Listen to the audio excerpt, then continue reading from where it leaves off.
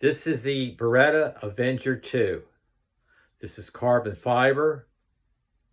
It's designed by Warren Thomas for Beretta. It's a thumb stud opening. Tonto blade. This is VG10 Seki Japan. Absolutely gorgeous. There's the Beretta emblem. On this side, it's going to blow your mind. The carbon fiber is infused into the blade. Is that gorgeous? Designed by Warren Thomas.